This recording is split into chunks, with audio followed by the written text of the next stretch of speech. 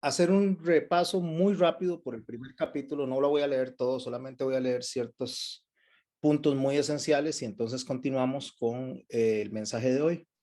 Recordemos que según los datos históricos, las cartas que escribió Pablo desde su primer encarcelamiento, fueron Efesios, Filipenses, Colosenses y Filemón.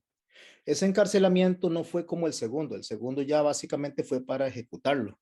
Y esos otros documentos después los estaremos analizando. Pero este básicamente fue cuando estuvo 2 años en una casa de alquiler donde él estaba prisionero.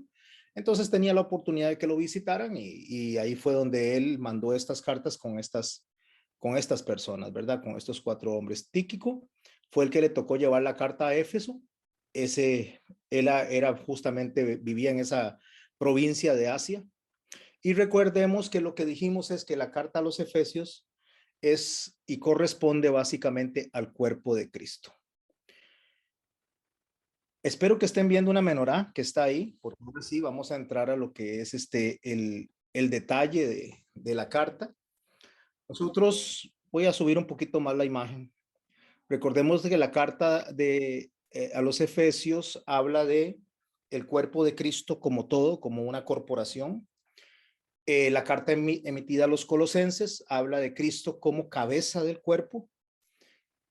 Y la carta a los Filipenses habla como Cristo como fuerza dinámica. La carta enviada a Filemón es hablando de los cristianos en acción dentro del tema teológico, ¿verdad? Que se presenta ahí, actuando en medio de una sociedad pagana. Cuando lo vemos de esa manera, para entenderlo mejor, nos vamos a ir a la menorá. ¿Por qué? Porque recordemos que la iglesia es un cuerpo total. De ahí que muchas veces la iglesia no entiende lo que el Señor le encomendó como labor. ¿Y por qué? Porque si bien es cierto que la iglesia en cuerpo o de manera corporativa tiene poder, la iglesia se ha separado de la cabeza. Me refiero que la iglesia tiene poder en el tanto la cabeza sea la que lo guíe a ese cuerpo. ¿Quién es la cabeza? Jesucristo. ¿Y quién es el cuerpo? La iglesia. La iglesia está representada justamente en la menorá. Ahí es donde está lo que es la composición de lo que es la iglesia, lo que es la composición de lo que es quien debe gobernar a través de la mente de Cristo. Entonces, la cabeza de la iglesia tiene 7 espíritus: espíritu de Jehová, espíritu de sabiduría, espíritu de inteligencia, espíritu de consejo, espíritu de poder, espíritu de conocimiento y espíritu de temor de Jehová. Eso es lo que debe de dirigir a la iglesia, esa forma de pensar que Pablo en otros documentos le llama la mente de Cristo. Y en este caso le vamos a llamar la cabeza de la cabeza de la iglesia, o le vamos a llamar también el espíritu de Jehová. Como ustedes pueden ver en la menorá se compone de un poste central que llega hasta el piso. Este poste central o rama central es la que sostiene a ambos lados. A un lado sostiene 3 postes y al otro lado sostiene 3 postes. La composición de ella tiene en el centro 4 flores de almendro con un fruto de almendro en 4 oportunidades. Ya sabemos que el almendro es el árbol que florea de primero después de que ha pasado una sequía. Lo que muestra es la capacidad de resistencia a la sequía. Este poste del centro, teniendo 4 flores, sosteniendo 4 frutos, es una figura de juicio. A los lados tiene los 3 postes que representan al judaísmo y al otro lado representan los 3 postes que representan al cristianismo. Lo estoy hablando con un lenguaje nuestro. Con un lenguaje bíblico sería: a un lado representa a la casa de Judá y al otro lado representa a la casa de Efraín. ¿Por qué a la casa de Efraín? Porque Efraín era uno de los hijos de José. José representa justamente al mestizaje, lo que es al cristianismo, y Efraín representa a uno de los 2 grupos de personas dentro del cristianismo, que sería Efraín y Manasés, representados en lo que es la composición del cristianismo. Después lo vamos a abarcar un poquito más. Ahorita quiero concentrarme en esto.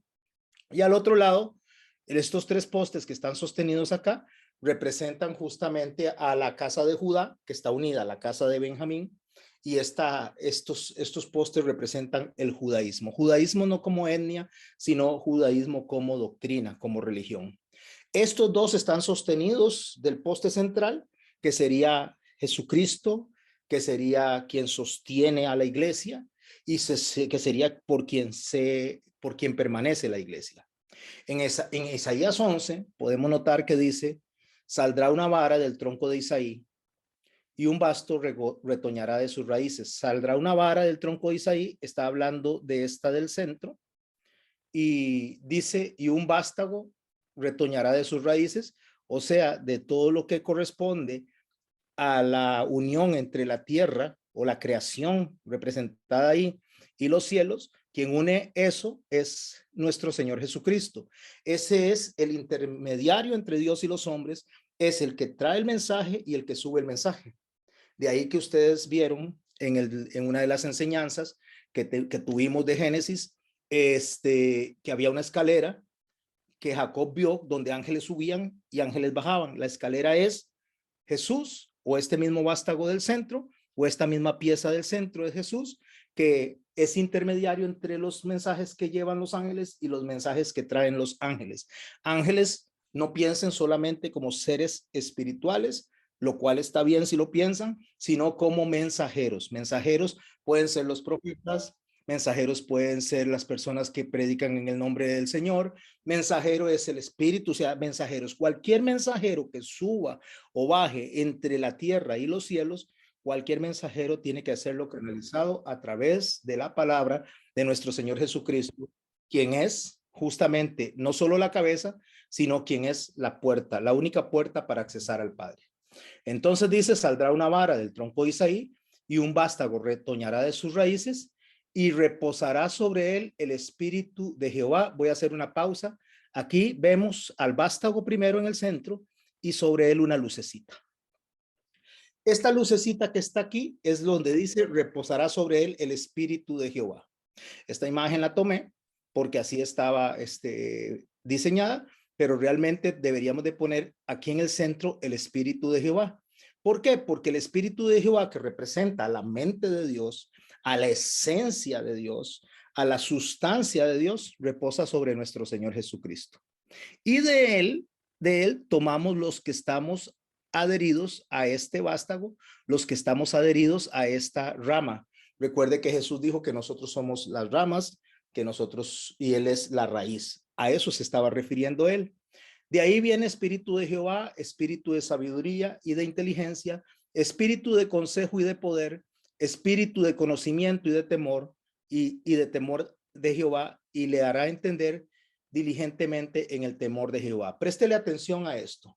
¿Cuántos espíritus componen entonces la mente de Jehová? ¿Cuántos espíritus componen la mente de Cristo? Hablando de espíritus, no piensen en entes, sino que piensen en su carácter, en su forma de pensar, en su forma de razonar, en la forma en que Dios pide que nosotros también lo hagamos. ¿Qué tiene? El número 1, espíritu de Jehová.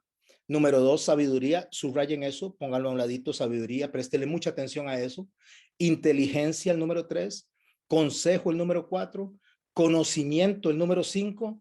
Temor, el número 6. Y entendimiento, el número 7. Entendimiento en el temor, entendimiento en el temor de Jehová. O sea, no es cualquier entendimiento, sino un entendimiento basado en la mente de Jehová, en la mente de Cristo. ¿Cuál es realmente el temor a Jehová? El temor a Jehová es muy diferente a como lo reciben las personas, porque el temor a Jehová la gente lo toma como miedo, como algo que asusta, como algo que atemoriza. El temor a Jehová para un no creyente podría ser eso, podría ser miedo, algo que le aterrorice, algo que le asuste. Mientras que el temor a Jehová para una persona que tiene el Espíritu Santo es un dolor de deshonrar a Dios, es un dolor de hacer contrario a lo que Dios dice, es un temor no miedo, es un temor a no honrarlo, es un temor a fallarle. O sea, básicamente tiene que ver la asociación del temor hacia Jehová, tiene que estar asociada entre el dolor y la tristeza que causa el fallarle, el nosotros hacer algo que vaya en contra de su naturaleza. Ahora prestemos atención a lo que el libro, o sea, lo que venimos leyendo. Recuerde que Dios Padre planeó, el Padre planeó la iglesia, el Hijo pagó por la iglesia, el Espíritu protege a la iglesia y nosotros tenemos que orar por conocimiento y por poder. Eso es lo que vamos a estudiar ahora, lo demás ya lo habíamos estudiado la semana pasada, por lo tanto entramos a esta oración de conocimiento y poder que nos es enseñada en el capítulo 1 del libro de Efesios de los versos 15 al 23. A partir de este momento, mis hermanos, vamos a empezar a ver cómo, me devuelvo otra vez a la figura, cómo se desarrolla realmente lo que corresponde a lo que es no solamente la iglesia, sino lo que corresponde al reino de los cielos. De manera rápida, porque esto es algo que hemos estudiado en otras clases, como en patriarcas y también en profetas, y lo estamos estudiando ahora en Isaías. Cuando usted escucha en la actualidad traducciones, o no traducciones, mejor dicho, interpretaciones de los últimos tiempos, basándolo en los reyes del norte y los reyes del sur, y mucha gente se deja decir que los reyes del norte son Estados Unidos y los reyes del sur son Rusia, o viceversa, o muchos empiezan a decir que el rey del norte es Rusia y el rey del sur es Israel, que va a ser atacado. Todo esto son interpretaciones erradas. ¿Y por qué son interpretaciones erradas? Porque los reyes del norte y los reyes del sur, para efectos bíblicos, son las 10 tribus dispersas al norte, que fueron 10 tribus que le fueron arrebatadas a Roboam porque había fallado Salomón. Y entonces Dios separa esas 10 tribus de 2 tribus y los reyes del sur o el reinado del sur le corresponde a Judá, que corresponde a las 2 tribus que se fusionaron como fueron Benjamín y como fueron Judá. A eso corresponde. Déjeme para recibir a nuestros hermanos. Entonces, si yo logro tener claro esto, si yo logro entender esto, todos los textos que yo voy a leer, los voy a leer, los voy a estudiar a la luz de esta correcta interpretación, no a la luz de interpretaciones puestas según nuestro entendimiento, porque no es así. Toda la Biblia gira, mis hermanos, alrededor de Dios, alrededor del Hijo y alrededor del pueblo escogido por el cual nosotros tenemos que saber leer para interpretar correctamente. Con esto en mente, entonces vamos a empezar a estudiar, a leer el verso 15 del capítulo 1 de Efesios, haciendo una conexión con lo que habíamos estudiado la semana pasada. Por esta causa, ¿por cuál causa? Porque Dios planeó, porque el Hijo pagó, porque el Espíritu Santo protege a la iglesia. Por esta causa, que es lo que nos conecta a lo que estudiamos en los primeros versos, dice, por esta causa, dice, también yo, se suma Pablo, habiendo oído de vuestra fe en el Señor Jesucristo, y voy a hacer una pausa aquí, porque cuando él está diciendo, habiendo oído de vuestra fe, no se está conduciendo a judíos, no se está conduciendo a gente que practica el judaísmo, sino que se está conduciendo a gentiles convertidos, se está convirtiendo a personas de la zona de Asia, a ese tipo de personas es a las que él se está dirigiendo y les está diciendo, por esta causa Dios planeó, pagó, protege a la iglesia. Entonces yo, habiendo oído de vuestra fe, podríamos decir de ustedes gentiles, de ustedes personas que no están dentro del judaísmo, ustedes que no fueron puestos originalmente dentro de la rama, o sea, ¿de cuál rama? De esta que vimos aquí arriba, o sea, no fueron insertados dentro del plan al principio, aunque sí habían sido planificados por Dios. Lo vimos en los primeros capítulos, cuando desde antes de la fundación del mundo, ya Dios había planificado insertarlos dentro del reino de los cielos. Entonces, por esa causa, habiendo oído de vuestra fe en el Señor Jesucristo y de vuestro amor para con todos los santos, no ceso de dar gracias por vosotros. ¿Quiénes son vosotros? Repito, son personas gentiles, son personas que están siguiendo a Cristo por medio de lo que es el haber sido adoptados como hijos, haber sido rescatados como hijos, planeado por Dios, pagado por el Hijo y protegido por la iglesia. Ok. No ceso de dar gracias a Dios por vosotros, haciendo memoria de vosotros en mis oraciones. Ok, vamos a empezar por hacer un análisis rápido de esta frase. ¿Cómo doy gracias a Dios yo por alguien? Orando por esa persona. ¿Cómo doy gracias a Dios por alguna persona en especial? Orando por esa persona. O sea, yo no doy gracias a Dios solamente diciéndolo de mi boca, sino que debo de ir a los pies de Cristo y debo de dar gracias a Dios. En este caso estoy hablando de personas, pero por cualquier cosa que nosotros tengamos, cualquier cosa que nosotros vivamos, dar gracias a Dios tiene que salir de nuestra boca en oración, porque la oración es adoración. Entonces él dice que da gracias a Dios en las oraciones por ellos, pero también la oración, aparte de que es una gratitud, aparte de que es una adoración, aparte de que es una alabanza, también, mis hermanos, tiene un propósito. La oración no es por orar, la oración no es por rellenar un campo, la oración no es por simplemente hacer algo porque estamos desocupados o por cumplir un rito, porque las oraciones no son ritos. Entonces Pablo viene y lo primero que hace es que da gracias a Dios por ese grupo de personas a las que se está dirigiendo. Cuando él las está recordando, cada vez que ora, da gracias a Dios con un propósito. Y aquí viene el propósito: para que el Dios de nuestro Señor Jesucristo y Padre de la gloria os dé.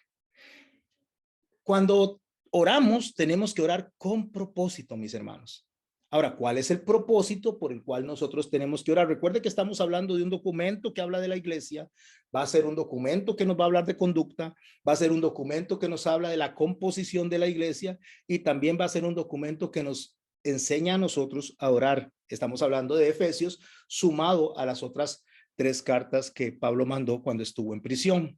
Entonces, el propósito de él en la oración es pedirle a Dios que le dé a ellos espíritu de sabiduría y de revelación en el conocimiento de él. Espíritu de sabiduría y de revelación en el conocimiento de él. Voy a devolverme un momento a la figura que les enseñé arriba. Si usted analiza entre los 7 espíritus que componen lo que es la iglesia, o los 7 espíritus que componen el cuerpo de Cristo, él está pidiendo en esta oportunidad, préstele atención, por 3 manifestaciones del espíritu para la iglesia: sabiduría y de revelación en el conocimiento. Me devuelvo y ahorita vamos a verlo con más detalle. Entonces, ¿qué está pidiendo? Podemos ver, el primero que está pidiendo es sabiduría, lo marqué con una flechita aquí. Está pidiendo espíritu de conocimiento, que es esta flechita de acá, pero está pidiendo espíritu en entendimiento. Entonces, este espíritu en entendimiento que sale del primer poste, no podemos pedirlo nosotros basado en nadie más que no sea Jesucristo. O sea, Él es la base, Él es el fundamento que nos debe dar a nosotros el entendimiento. ¿Por qué? Porque resulta que cuando yo voy a orar, Él me va a dar entendimiento diligente en el temor de Jehová. ¿A través de qué? De la persona de Jesucristo. Por lo cual, lo que me está diciendo a mí y lo que me está enseñando es lo que mi Señor o nuestro Señor nos dijo a nosotros, que nos iba a enviar otro consolador, representado en la figura de la menorá también, que es el Espíritu Santo. Nos iba a enviar otro consolador para guiarnos a toda verdad, para recordarnos lo que Él nos enseñó y para guiarnos a Él. Ese es el propósito de la oración que nosotros tenemos que tener.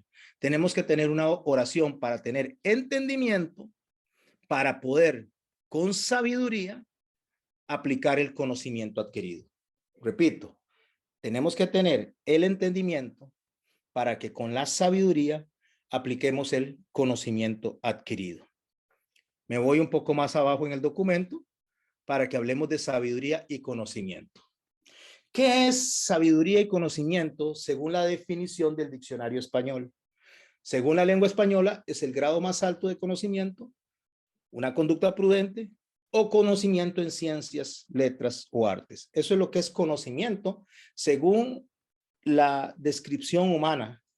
Según la descripción humana, eso es sabiduría también. Pero para entender nosotros lo que él es sabiduría, revelación y conocimiento de él en relación a los 7 espíritus de Jehová, comprendiendo lo que es la composición de la iglesia, porque estamos hablando del cuerpo de Cristo, cómo se compone, y no solo cómo se compone, sino cómo acciona, porque entendiendo cómo acciona, usted y yo deberíamos de accionar. Entonces, para entender el texto, yo les voy a pedir a ustedes que aparte de que estamos estudiando Efesios, vamos a ir de la mano de Isaías. Por lo tanto, también les invito a que estudien conmigo viernes de por medio el documento de Isaías, porque les va a hacer clic con lo que están aprendiendo hoy.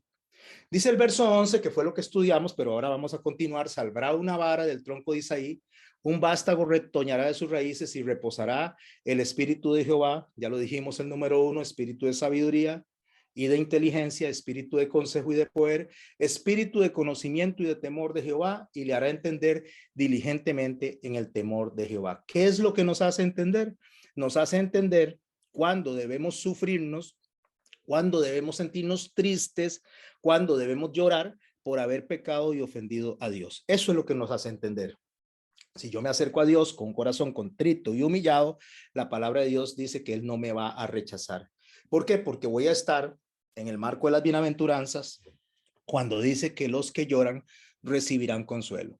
Los que lloran no significa, mis hermanos, al que viene y comete un crimen y lo metieron a la cárcel. Los que lloran no significa a las personas que son castigadas por hacer algo malo. Aquí básicamente los que lloran son las personas que son perseguidas por la causa de Cristo, las personas que sienten que han ofendido a Dios, que han ofendido a Cristo y les duele el corazón, se contristan, el espíritu lo contrista y los lleva al arrepentimiento. A ese llorar y a esa tristeza es a la que se está refiriendo la palabra de Dios, no a cualquier tristeza, no a la tristeza porque alguien vino y hizo algo, una acción mala contra una persona y esa persona no le volvió a hablar porque vino y lo maltrató o lo desechó de su vida. No, esa tristeza es una consecuencia de pecado. La tristeza que nosotros debemos de tener no solamente debe ser una consecuencia del pecado, sino una consecuencia de haber sentido que ofendimos a Dios. Eso es temor a Jehová. ¿Ok? Entonces, cuando él dice y le hará entender diligentemente en el temor a Jehová, sigue diciendo Isaías, no juzgará, y préstele atención a esto, mis hermanos, por eso lo puse en ese color como verdecito, no juzgará, está hablando de hacer un juicio, según la vista de sus ojos, ni arguirá por lo que oigan sus oídos, sino que juzgará con justicia a los pobres. Pobres no está hablando de personas sin plata, de la misma manera que cuando la palabra de Dios menciona pobres, si bien es cierto que utiliza personas sin dinero, está hablando de personas pobres de espíritu, es la otra bienaventuranza, cuando dice que los pobres de espíritu heredarán el reino de los cielos, es aquella persona que se siente en bancarrota espiritual por haber ofendido a Dios y esto le causa tristeza, eso le causa lágrimas y ese corazón contrito y humillado no lo desprecia a Dios. Entonces, no juzgará según la vista de sus ojos, ni arguirá en lo que oigan sus oídos. Arguir es sacar conclusiones, sino que juzgará con su justicia a los pobres y arguirá o sacará las conclusiones con equidad por los mansos de la tierra y herirá la tierra con la vara de su boca y el espíritu de sus labios matará al impío y será la justicia cinto de sus lomos y fidelidad ceñidor de su cintura. Quiero que le presten atención a esto, mis hermanos, porque estas son acciones, todas estas son acciones de justicia. Pero si nosotros vemos que serán acciones de justicia y yo me devuelvo al inicio del texto cuando él dice, saldrá una vara del tronco de Isaí, un vástago retoñará de sus raíces y reposarán estos espíritus sobre él, y me devuelvo a la figura que les estoy mostrando aquí de la menorá, que es la composición de la iglesia por la cual el Señor pagó, esas acciones las hace la menorá. Esas acciones, cuando digo las hace la menorá, estoy hablando como figura. Esas acciones las hace este grupo de pensamiento. Si bien es cierto que el primer poste pertenece o figura a Jesucristo que sostiene a la iglesia en él, son las ramas que están a él. Dice que unidos a mí, o sea, podemos hacer cosas, pero separados de mí, nada somos. Es lo que él está diciendo. Esto en conjunto, y por favor, subraye lo que estoy diciendo, en conjunto, no una iglesia decapitando al cuerpo, sino una iglesia en conjunto va a hacer estas cosas. ¿Cuáles cosas?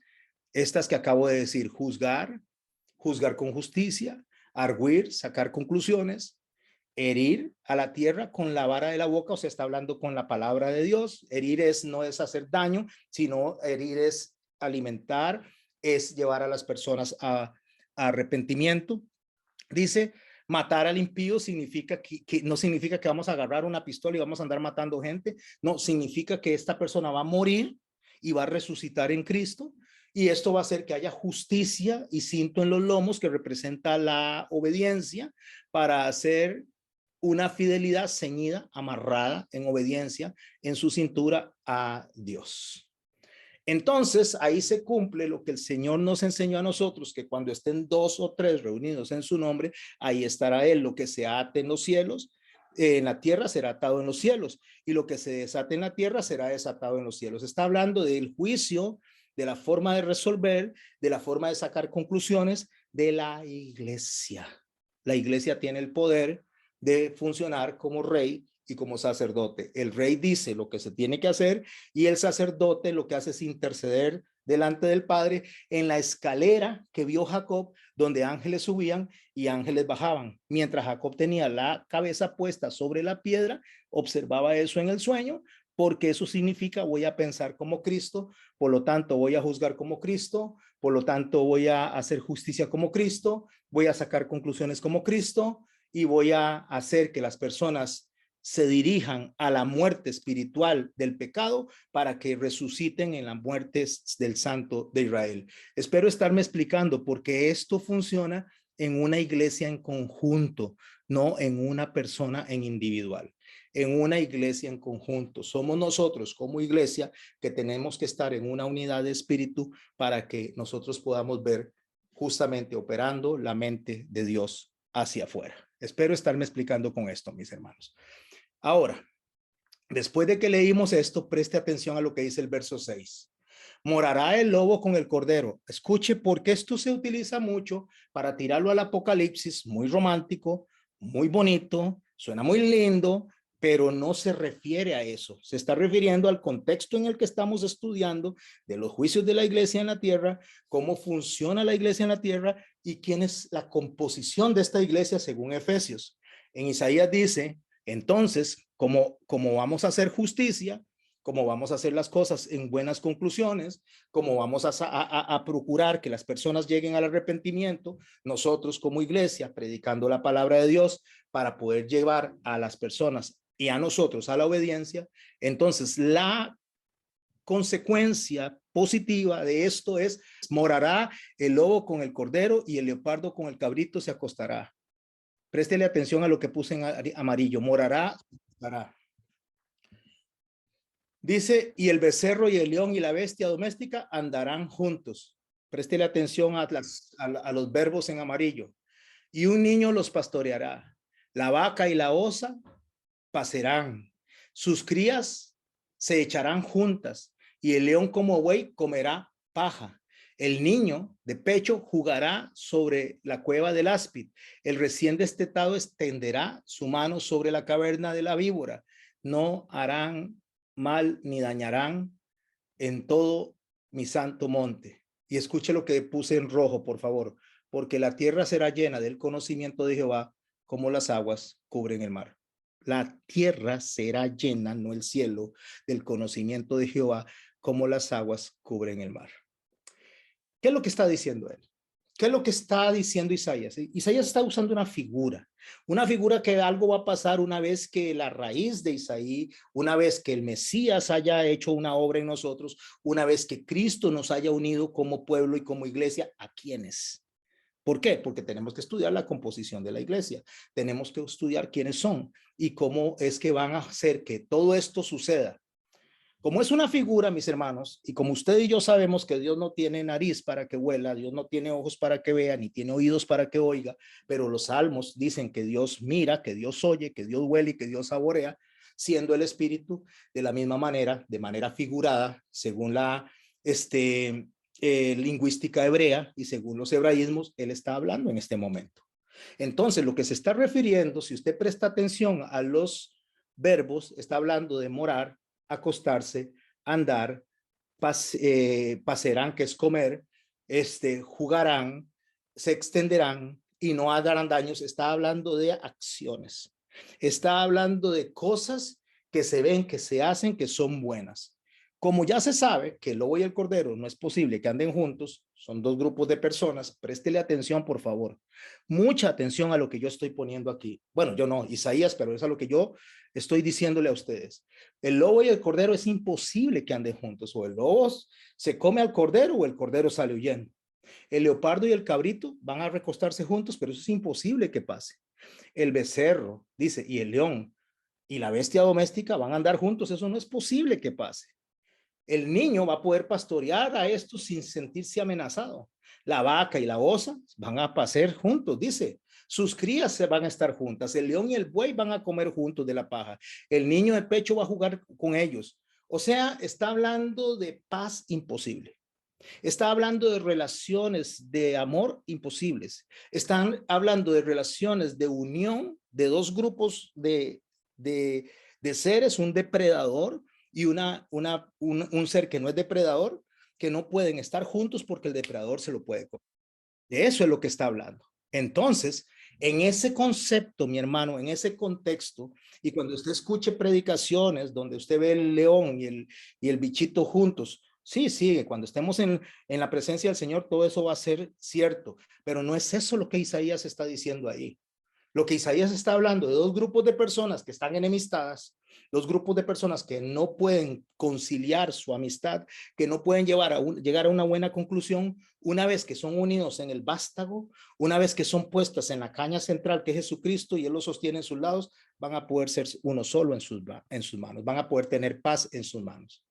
¿Cómo lo sé? El verso 10 dice, acontecerá en aquel tiempo que la raíz de Isaí, la cual estará puesta por pendón, pendón es una bandera, o sea, como la raíz de Isaí va a estar como bandera, como la raíz de Isaí va a estar en el centro, sosteniendo estos dos grupos de personas, dice, como eso va a pasar, dice, en aquel tiempo, a los pueblos, dice, será buscada por gentes y su habitación será gloriosa. ¿Qué será buscada por la gente? La iglesia. ¿Qué será buscada por las personas para vivir gloriosamente? La iglesia. ¿A qué busca la gente? Busca la paz, busca encontrarse con el Señor. Entonces nosotros debemos de ser luminarias, nosotros debemos ser sal, nosotros debemos ser lámparas puestas para que la gente encuentre el camino hacia la luz, y la luz es Jesucristo, porque la luz vino al mundo para alumbrarnos, para darnos entendimiento.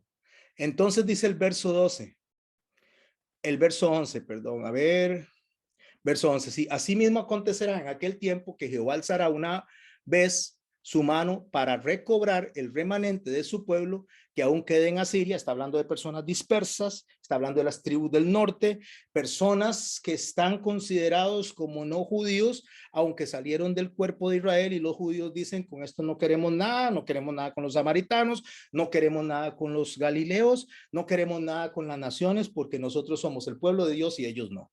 Entonces esa enemistad de esos dos pueblos dice que en la mano del Señor, dicen, en un momento determinado, ese remanente, los que logren salir de ahí rescatados, los que logren ser salvados, los que fueron escogidos desde antes de la fundación del mundo, dice, ese pueblo que quede en Asiria, en Egipto, en Pastros, Etiopía, Elam, Sinar, Hamat, y en las costas del mar. Está hablando de todo lo del norte. Recuerde lo que les dije de los reyes del norte, de todo lo que está hacia el norte. Dice que Jehová mismo, dice, va a hacer algo, va a levantar una bandera, o sea, y levantará pendón a las naciones, levantará una bandera a las naciones. Jesús dijo, yo tengo que ir por otros rebaños, refiriéndose a esto. Yo no puedo estar acá, yo voy a ir donde ustedes no pueden ir. Estoy parafraseando lo que el Señor dijo. El Señor dijo que era necesario que Él muriera para que el Consolador viniera, y es el que podía llegar a todas las naciones. Él físicamente no lo iba a hacer, pero Él, al morir y resucitar en el Espíritu Santo, Él sí puede llegar a través del Espíritu Santo y levanta la bandera. Entonces levanta la bandera a las naciones, juntará a los desterrados de Israel y se reunirán todos los esparcidos de Judá a los cuatro confines de la tierra. O sea, los esparcidos los voy a volver a traer para hacer un solo cuerpo. Y se disipará la envidia de Efraín. ¿Quién es Efraín? Representa a los cristianos que tienen envidia de los judíos. Y los enemigos de Judá serán destruidos. Efraín no tendrá envidia de Judá, porque ya no va a estar diciendo, ay, cómo me hubiera gustado ser judío, cómo me hubiera gustado estar en los primeros días. Hoy, si yo hubiera sido de los apóstoles, yo no lo hubiera rechazado. Cuando eso es mentira, si hubiéramos estado ahí, también lo hubiéramos rechazado. Pero ya Efraín no tendrá envidia de Judá, ni Judá afligirá a Efraín. Ya Judá no le va a estar diciendo, ustedes son unos perdidos, ustedes van para el fuego eterno, ustedes no se pueden salvar porque ustedes no son pueblo. Espero haberme explicado con todo esto, mis hermanos. ¿Por qué? Porque justamente eso es el cuerpo de Cristo. Por eso, mis hermanos, cuando él está orando, me voy a devolver a la oración de Pablo porque vamos a regresar ya. Él ora de esta manera, dice, por esta causa, por todo lo que acabo de explicar, porque el Señor planeó la iglesia. ¿Y dónde planeó la iglesia? La planeó de tanto judíos como cristianos. La planeó la iglesia de el remanente, de un remanente que él saca de los dos grupos de personas. Así que, mis hermanos, esto que está diciendo él, por esta causa, por esto que el Señor planeó, el Señor pagó con su sangre por la iglesia y el Señor está protegiendo la iglesia. Yo estoy orando, dice, no sé, dar gracias a Dios por ustedes, y estoy orando para que les dé espíritu de sabiduría y de revelación en el conocimiento de él. ¿Qué significa, mis hermanos? Que lo que yo estoy explicando en este momento lo viene explicando la Biblia desde el Génesis hasta el Apocalipsis, pero no es posible entenderlo, es imposible entenderlo a menos que no sea revelado por Cristo, a menos que sea revelado por el Espíritu Santo. Quien no recibe esa revelación, entonces va a pensar que los reyes del norte son los estadounidenses, los reyes del sur son los rusos, o que los reyes del norte son los rusos y que los reyes del sur son los los judíos, y va a empezar a pensar que todo gira alrededor de Europa, o que todo gira alrededor de Estados Unidos, o que todo gira, como está pasando ahora, alrededor de Ucrania, y nada gira alrededor de ningún otro país que no es el pueblo de Israel. Eso está en toda la Biblia. Y ahorita voy a aplicar otro texto que les va a ayudar más a comprender, ¿verdad? Por eso es que dice en el verso 18 del capítulo, dice, alumbrando los ojos de vuestro entendimiento. ¿Por qué? Porque no podemos entender, no podemos comprender si Dios no nos alumbra. Y esa es la oración que nosotros tenemos que dar. Señor, danos entendimiento, Señor, danos revelación, Señor, ayúdanos a poder ver el mensaje real detrás de todo esto. Por eso, mis hermanos, cuando ustedes escuchan todas esas montón de cosas que están pasando y la réplica que hace la gente, nos aleja de aprender esto. Y esa es la astucia, las maquinaciones de Satanás, tratar de que el mundo o los creyentes en esto en particular entiendan otra cosa de lo que realmente Dios está haciendo. Por eso es que es necesario que nuestro entendimiento, o sea, nuestros ojos y nuestro entendimiento sean alumbrados. ¿Por qué? Dice el verso 18, alumbrando los ojos de vuestro entendimiento para que sepáis, para que sepan, para que lleguen a emocionarse como se está emocionando Alejandro, para que se emocionen como yo me emocioné cuando yo empecé a entender esto y empecé a entender realmente cuál es el propósito de la iglesia, cuál es la misión de la iglesia y quiénes son la iglesia. Entonces, para que sepamos eso, nos ayuda a entender cuál es la esperanza a la que nos ha llamado y cuáles son las riquezas de la gloria de su herencia en los santos. Y préstele atención a esto. Ahí no dice la riqueza de la gloria de su herencia para los santos, la riqueza de la gloria de su herencia en los santos, o sea, adentro, interno en los santos. Lo voy a explicar cuando el Señor dice en su nombre, o sea, ¿cuál es el nombre que se le va a poner? Emmanuel, es Dios en nosotros. Dios en nosotros es el Espíritu Santo trayéndonos a entendimiento, ayudándonos a poder comprender. Esa batalla entre judíos y cristianos, esa batalla entre las personas que aceptan y creen en Cristo y los que todavía no lo han entendido, esa batalla se tiene que caer. Por eso en Romanos 11, 18 al 21, esa enemistad, eso que está ahí luchando, donde unos se creen más que otros, unos se jactan de los otros, otros se creen que son los únicos que pueden representar a Dios sin entender que la iglesia en conjunto, o sea, el judaísmo aprende del cristianismo y el cristianismo del judaísmo, y en conjunto podemos entender el mensaje. Por eso Pablo a los romanos, recuerde que él está prisionero en Roma y le escribe antes una carta a los romanos, le dice: no se jacten contra las ramas. ¿Cuáles ramas? Las que están pegadas a un lado, ellos son gentiles, y está hablando: no se jacten de estos, o sea, no se jacten de los judíos, no se jacten pensando que ustedes fueron escogidos para desecharlos a ellos, porque si te jactas, sabe que no sustentas tú a la raíz, sino la raíz a ti. O sea, ustedes no sustentan a Jesús, sino Jesús a ustedes. Ustedes no sustentan a la raíz, que es Cristo, porque Cristo era judío, Cristo nació judío, creció judío y fue enterrado en una tumba judía. De nosotros, dice, viene la salvación, le dijo a la samaritana, o sea, de los judíos. Entonces, no se jacten. Nosotros hoy en día tenemos un montón de gente que ama a Dios, que se dicen creer en Cristo, pero que atacan a Cristo y a su judaísmo. Pues a las ramas dirás, dice el verso 19, fueron desgajadas para que yo fuese injertado. Es lo que la gente dice hoy en día. Fueron desgajadas para mí porque fueron desechados, porque ellos no cumplieron la misión que tenían que cumplir. Pero dice el verso 20, por su incredulidad fueron desgajadas. Pero tú por la fe estás en pie. ¿Por la fe de qué? Por la fe de que Dios te puso ahí sin ningún mérito, te puso en la menorá, te puso en el cuerpo de Cristo, te puso en la iglesia sin ningún mérito, porque Él quiso. ¿Cuándo? Desde antes de la fundación del mundo, que es lo que venimos estudiando. Ya casi voy, Leo, cierro la idea. No te ensoberbezcas, o sea, no te llenes de soberbia, sino teme. ¿Qué era temor a Dios? ¿Se acuerda lo que les expliqué? Temor a Dios es temor de ofenderlo.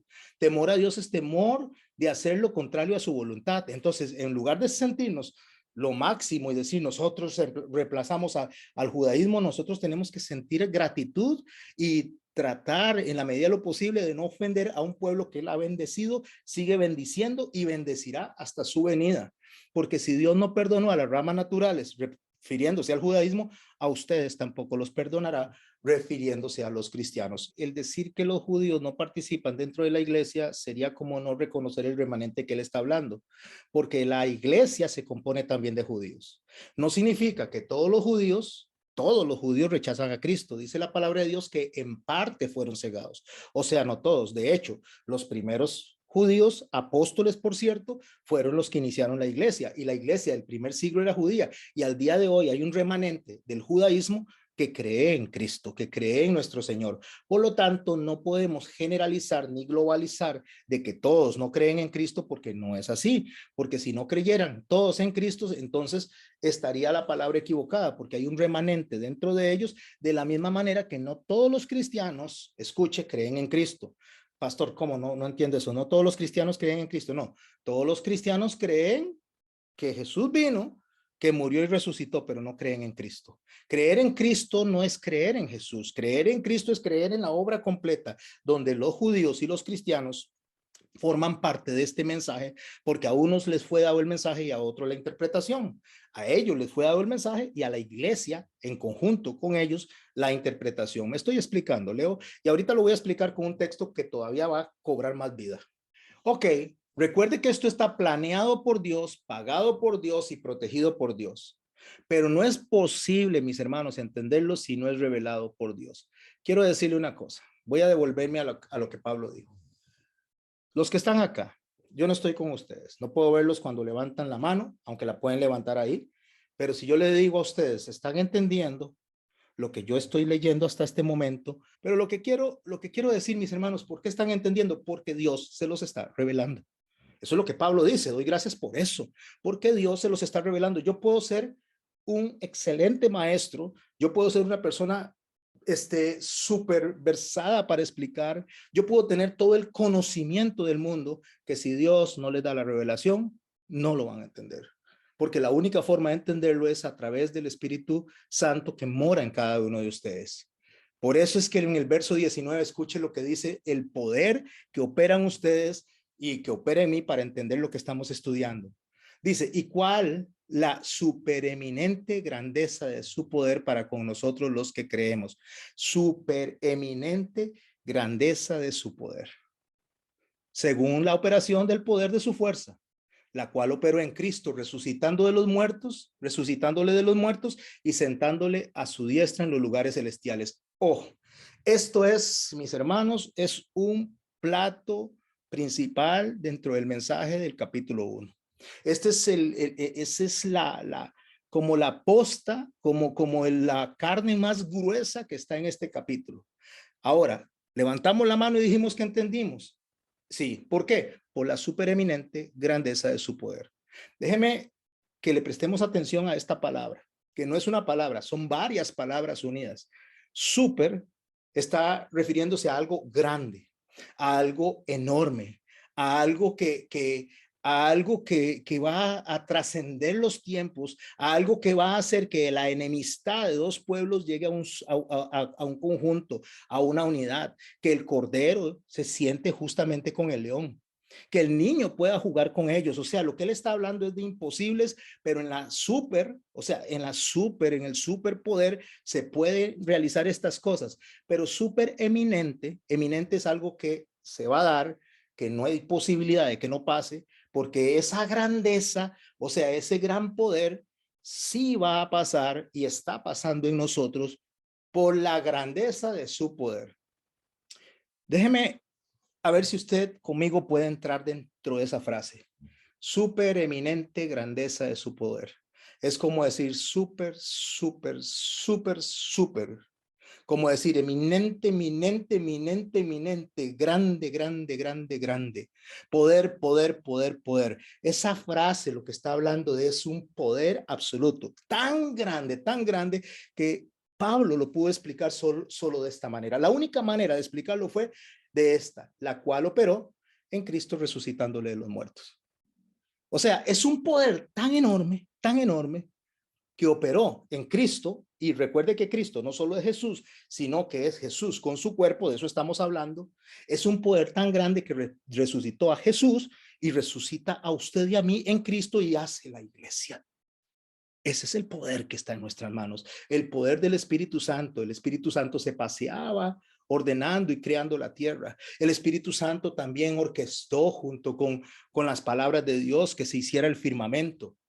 El Espíritu Santo orquestó para que cada una de sus palabras se convirtieran materialmente en creación, sus brazos, sus ojos, mis brazos, o sea, todos nosotros, todo nuestro ser, cada célula, cada pensamiento fue orquestado desde antes de la fundación del mundo y eso opera en nosotros para que podamos entender el mensaje que estamos recibiendo.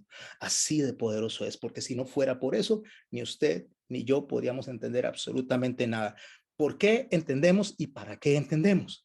De eso se trata toda la carta de Efesios. De eso se trata las otras tres cartas. Enseñarnos a nosotros por qué fuimos planeados, por qué fuimos comprados y por qué estamos siendo protegidos.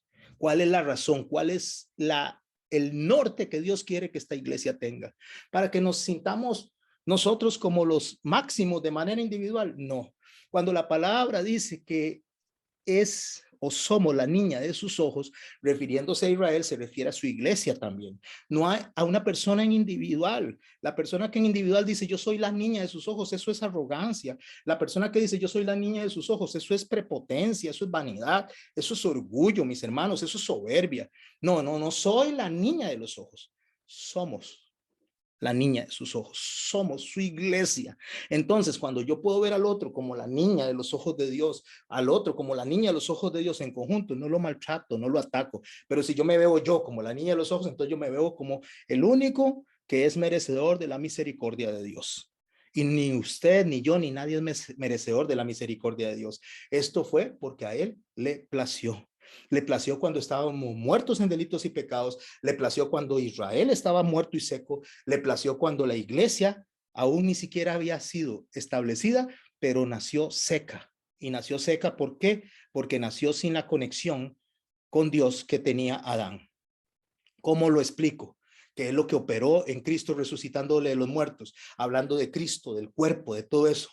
Ezequiel 37 nos da la misma figura. Escuche lo que dice Ezequiel capítulo 37 y empiezo a leer en el verso 1. La mano de Jehová vino sobre mí, dice el profeta, Y me llevó en el espíritu de Jehová y me puso en medio de un valle que estaba lleno de huesos. Entonces se encuentra con un montón de huesos, dice, y me hizo pasar cerca de ellos con todo en derredor. Y aquí eran muchísimos sobre la faz del campo. La faz del campo, para yo entenderlo, tengo que irme a la parábola del sembrador, cuando dice que un hombre salió a sembrar en su campo. O sea, Jesús salió a sembrar en la tierra. Jesús salió a sembrar en su creación. Entonces, en la creación, en lo que él hizo, había muchos huesos secos sobre la faz del campo. Y por cierto, dice, por cierto, para que quede bien claro, dice Ezequiel, secos en gran manera. O sea, sequísimos. Y me dijo, hijo de hombre, título que se le da a Jesucristo. Hijo de hombre, le dice a Ezequiel, vivirán estos huesos. O sea, es comparado con lo que estamos viendo con Isaías. La pregunta es, ¿podrá reconciliarse el judaísmo y el cristianismo? ¿Es posible que los judíos y los cristianos adoren a Cristo en unidad, en conjunto, que tengan el mismo pensamiento, que acepten que Él es el Mesías, que acepten que Él es el Señor? Sí. Isaías lo dice en el 53, vieron para atrás y cuando vieron para atrás se dieron cuenta de que lo habían crucificado, que lo habían asesinado. Entonces ahí es donde dice, lo vimos como despreciado, o sea, lo despreciamos. Por eso estamos estudiando Isaías en las otras clases. Por eso les invito, mis hermanos, en la medida de lo posible, entren a todas las clases o por lo menos oigan los audios. Y me dicen que están oyendo los audios. Me pone, pastor, estamos oyendo los audios. El que oiga este audio, dígame, pastor, estamos oyendo los audios. Porque si no me lo dice, voy a pensar que no hay interés. Y si no hay interés, pues entonces, ¿para qué estar en un grupo en el cual usted no tiene interés? Pero si usted me dice, sí, pastor, no me puedo meter, pero lo oí lo que usted le dijo a la clase de Efesios. Entonces, yo en ese momento digo, sí, los están oyendo, hay interés. Entonces dice que esos eran muchísimos sobre la faz del campo y por cierto secos en gran manera. Me dijo, ¿vivirán esos huesos? Y le dije, Señor Jehová, tú lo sabes. ¿Quién va a saber eso? O sea, ¿quién puede atestiguar eso? ¿Quién puede dar la certeza de eso? Solo Dios. Me dijo entonces, dice el profeta, profetiza sobre estos huesos. O sea, profetiza es predica, predíquele a esos huesos. Y le dije, Señor, perdón, y diles, huesos secos, oíd palabra de Jehová. Así ha dicho Jehová el Señor a estos huesos, he aquí yo hago entrar espíritu en vosotros y viviréis. Entrar espíritu en nosotros y vivir tiene que ver con las palabras que nuestro Señor dijo cuando dijo, esta es la vida eterna, que conozcan al Padre y que conozcan al Hijo. Entrar espíritu es tener entendimiento para poder conocer quién es Dios, quién es el Hijo y quién es la iglesia. Entonces poder entenderlo. Entonces, una vez que lo entendemos, dice, pondré tendones sobre vosotros, haré subir sobre vosotros carne y cubriré su piel. O sea, los voy a resucitar. Van a poder funcionar para el propósito para el cual fueron llamados desde antes de la fundación del mundo, para el cual fueron predestinados. Ustedes fueron predestinados para la alabanza de la gloria de su gracia, predicando, enseñando, adorando al Señor. Pondré tendones sobre vosotros y haré subir sobre vosotros carne y os cubriré de piel y pondré sobre vosotros espíritu y sabréis que yo soy Jehová. Entonces hoy en día usted y yo, si está entendiendo, usted está sabiendo quién es Dios y qué es lo que Dios quiere y lo podemos honrar y podemos acercarnos con temor. ¿Temor qué significa?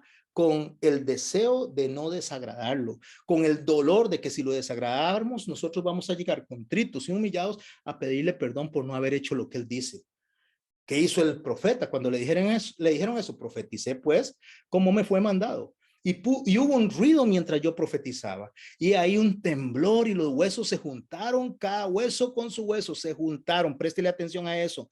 Préstele atención a esa palabra, se juntaron. O sea, tenían hueso a un lado y un hueso al otro y los dos huesos se unieron. Se juntaron y miré y aquí tendones sobre ellos y la carne subió y la piel cubrió por encima de ellos, pero no había en ellos espíritu. O sea, los resucitó, pero no habían entendido. Los levantó, pero necesitaban ser discipulados. Los justificó, los salvó, pero todavía necesitan entendimiento. Por eso él oraba por ellos para decirle que Dios les diera conocimiento y entendimiento a través de Jesucristo. Me dijo, profetiza al espíritu, profetiza, hijo de hombre. Y di al espíritu, así ha dicho Jehová el Señor, hijo. El Señor, espíritu, ven de los cuatro vientos y sopla sobre estos muertos y dirán, ¿dónde están los toda la iglesia dispersa por todo el mundo. Están dispersos los reinos del norte, están dispersas las 10 tribus entre las naciones. Y dice, los 4 vientos los voy a traer, y profeticé como me había mandado. Y entró espíritu en ellos y vivieron y estuvieron sobre sus pies un ejército grande y extremo. Y me dijo, hijo de hombre, todos estos huesos son la casa de Israel. Hermanos, si esto lo aplicamos a Israel cuando Israel fue nación independiente, está bien, pero va más allá de algo geográfico, va más allá de algo de la geopolítica, va a trascender lo que tiene que ver con lo espiritual, que tiene que ver con lo eterno. Si lo agarramos y decimos, esto fue cuando Israel fue de nuevo nación, está bien, no está mal, pero el principio por el cual Dios nos está enseñando es más allá de eso, y lo vamos a ver en los siguientes versículos.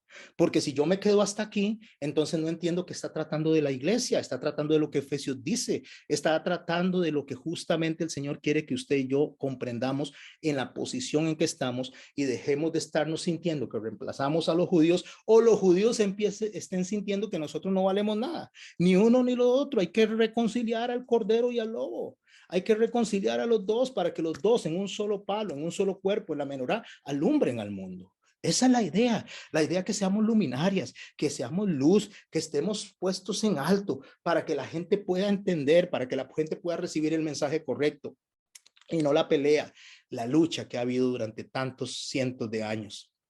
He aquí, ellos dicen, nuestros huesos se secaron y pereció nuestra esperanza y somos del todo destruidos. Isaías 53 reducido a un solo verso.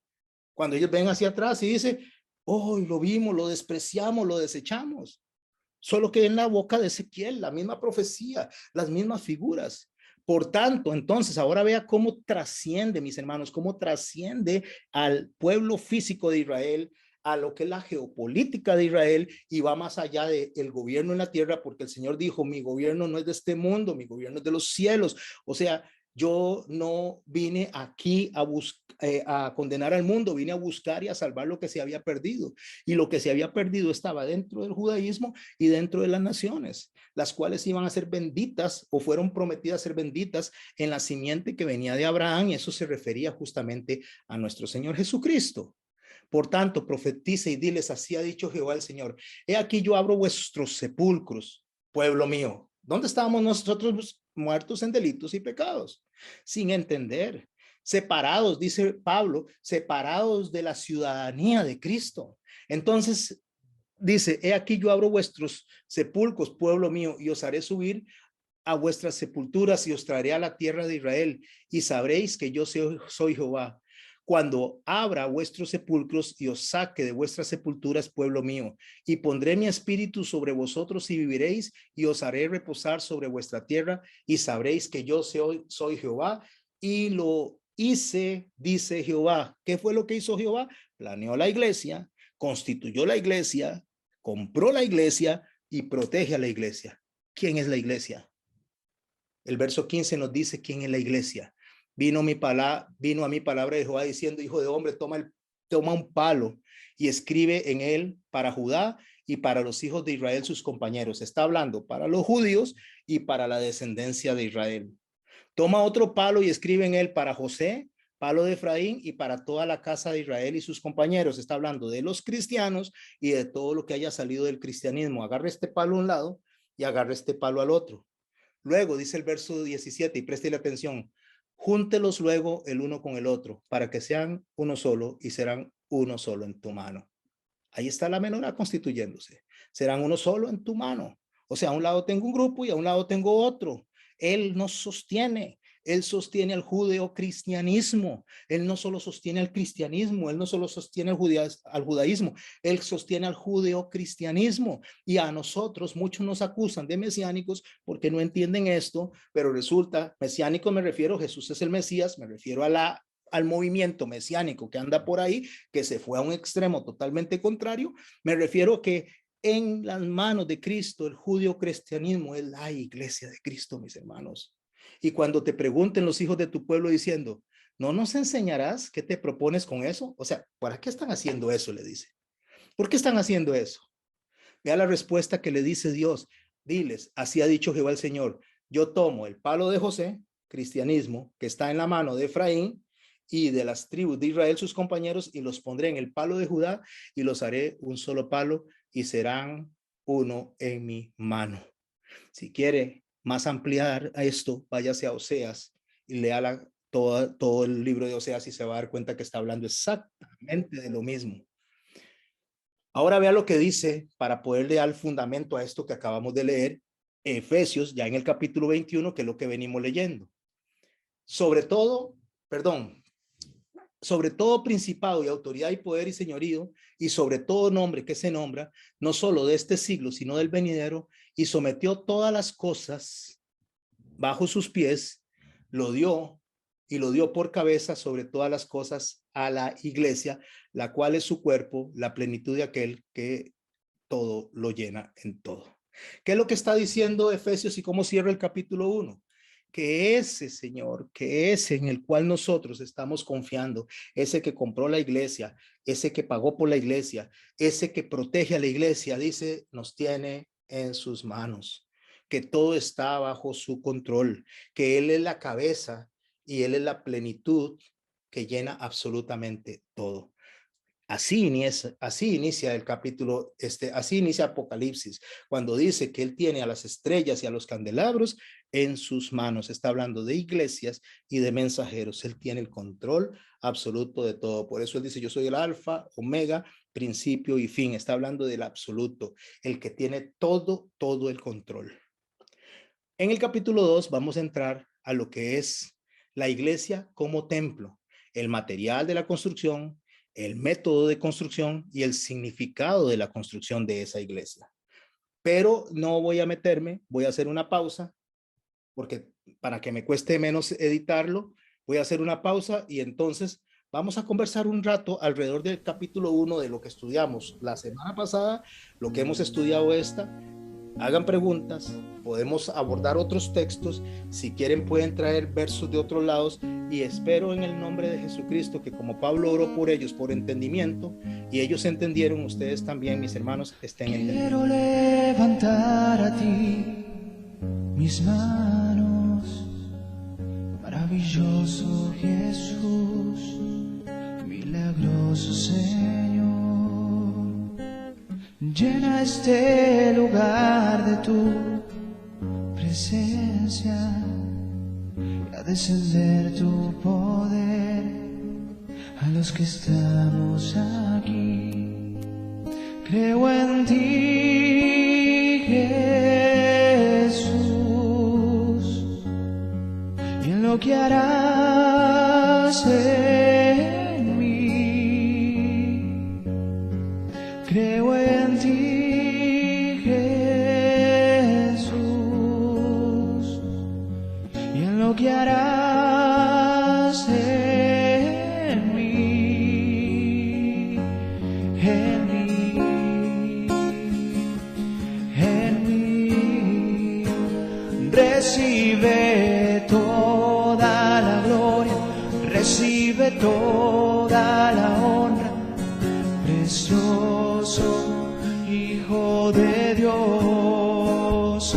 Recibe toda la gloria, recibe toda la honra, precioso Hijo de Dios. Quiero levantar a ti mis manos, maravilloso Jesús, milagroso Señor. Llena este lugar de tu presencia y a descender tu poder a los que estamos aquí. Creo en ti, Jesús, y en lo que harás en mí. Creo en ti, Jesús, y en lo que harás en mí, en mí,